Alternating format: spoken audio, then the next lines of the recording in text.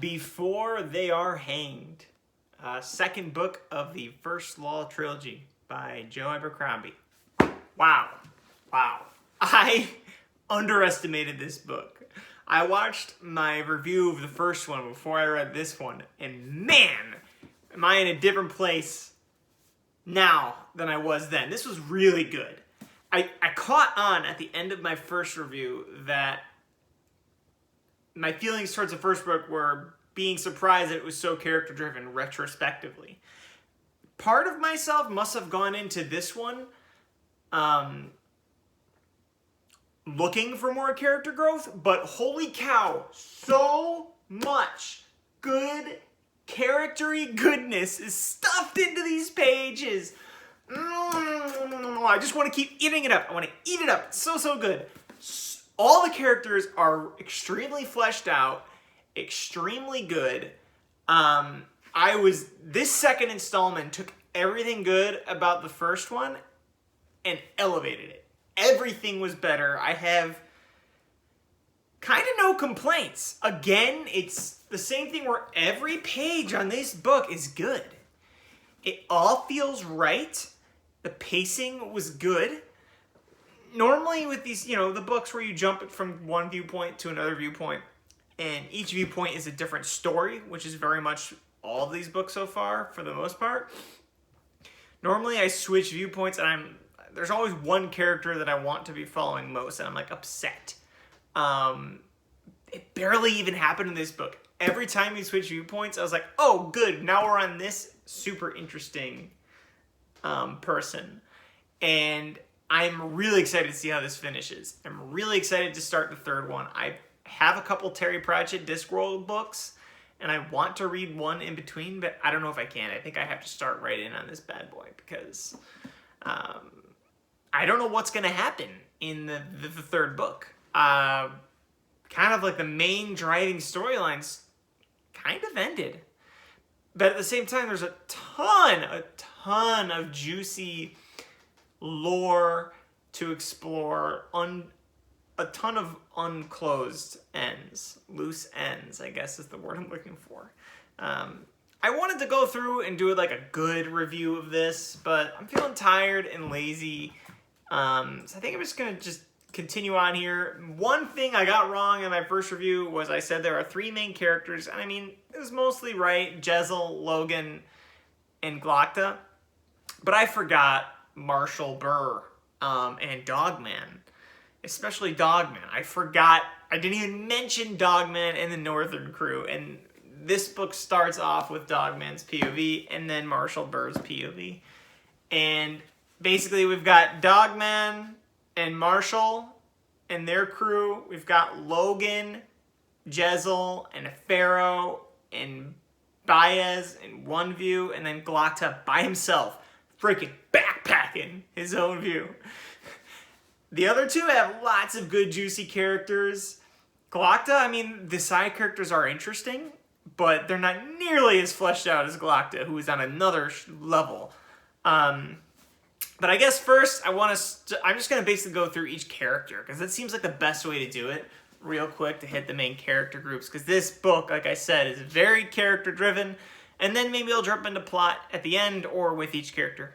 So Dogman and Marshall Burr, really fun stuff. Dogman, it felt, spoilers, it ended up with Three Trees dying, and Dogman becomes the leader of the crew, and that felt like the most predictable part of the book, I guess, besides Jezzel's redemption, which we'll get to, but that made sense for him, but it felt right. He doesn't realize how respected he is by everyone, and he is a good leader. He's like almost a good figure of what a democratic leader should be. Not that their society is democratic at all, but he appeases all sides. He's not the best at any one thing, but he's a good middleman for everyone. And his character growth, he's actually probably grown the least. He's just now probably going to start growing. So that's them. I wanted to knock them out because we got to get into the other two. Let's go Logan, Pharaoh, and Jezzel first. This is the driving, to me, the driving point of the series is definitely this group of people going out to try and find the super powerful nuclear weapon that they can fight the bad guys with. And like their journey is the core lore aspect of the whole world. That's where you get all the good stuff in terms of what's going on geopolitically in the world. And Logan, man. My guy Logan he's just so likable. The way he reached out to everybody, and he's such a good leader. God, he's just really good. Logan and Pharaoh fuck. It's a pretty funny sex scene.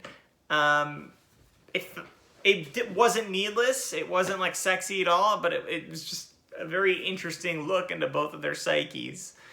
And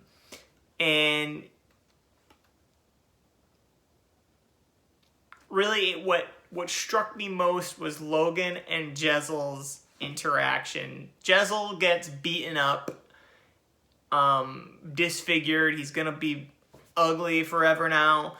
And the way he connects with Logan and his whole viewpoint changes, like does a 180 like that. But it makes sense, because of course it would. Of course, now that he's gone through this and he's suffered in this way, he can finally see the way that others have always suffered. He has a new viewpoint. And the two of them, I could read them just buddy, doing a buddy cop movie. A whole book of that. I could read that. I love it. I love being in their heads. Like they had a couple moments that were so good, bonding together and basically becoming friends, like actual friends.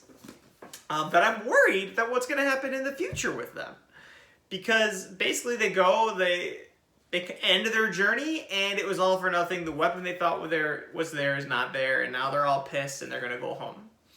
I wonder if we're going to teleport home. I really hope we do, because I want Logan to meet with Dogman, but how can that happen? Logan would become leader, probably. I would assume. So, I don't know, but I want them to meet. I need that reunion. If I don't get that reunion in this third book, I'm going to be pissed. I need it. I need Logan to meet up with his Northman bros. I need that to happen. Gosh, yeah, I'm really all over in this middle chunk here. Basically, the character growth for Logan and Jezel was great. It was commingled. It was natural. The other side is Logan and Pharaoh, which was extremely... Man, I mean, it was hard to read Pharaoh's viewpoint.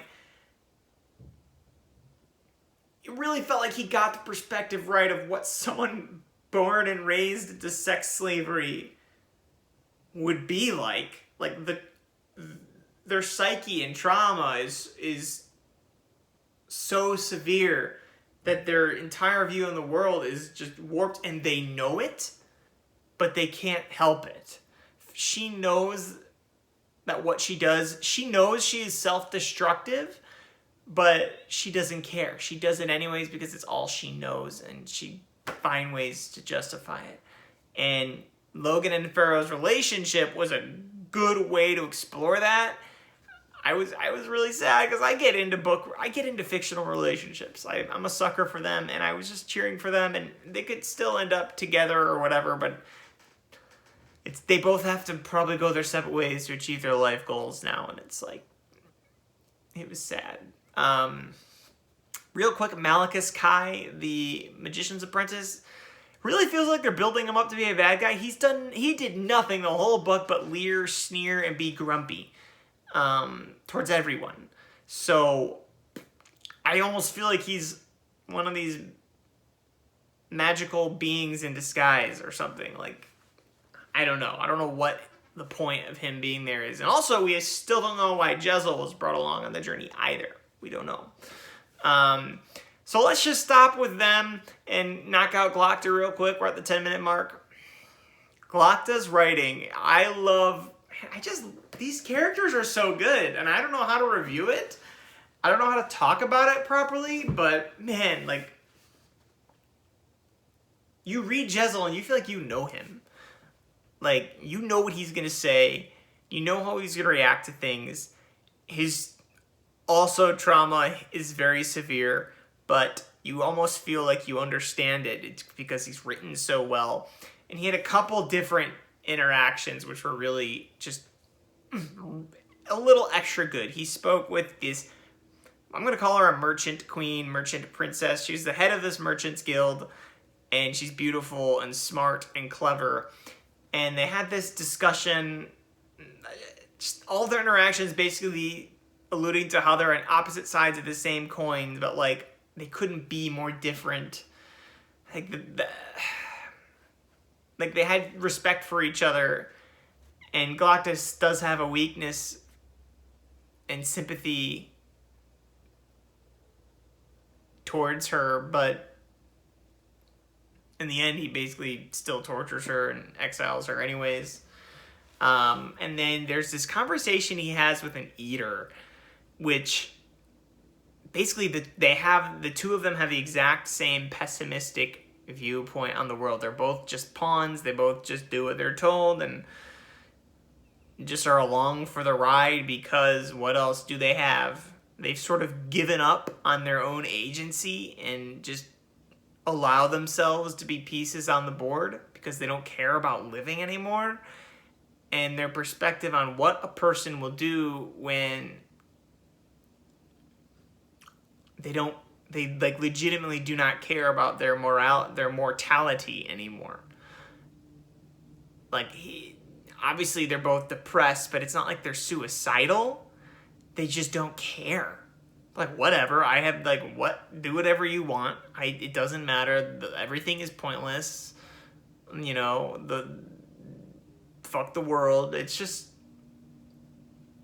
see, this is where, like, I could, if I had taken more effort, I could have gone and read a few passages to illustrate what I'm talking about, but I didn't because I'm tired. Work has been ridiculous, so here we are.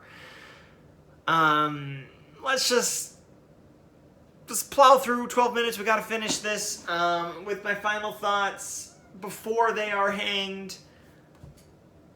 Just the character work done by Joe Abercrombie. I'm so impressed. I want to get in more to the world too. There's been just enough little tidbits where I feel like I can explore so much of it, and I get that. That's all I can say. I am really impressed by this book. You should all read it because, you're gonna gain new perspective yourself by literally being inside the heads of people that feel real. Okay, read it before they're hanged.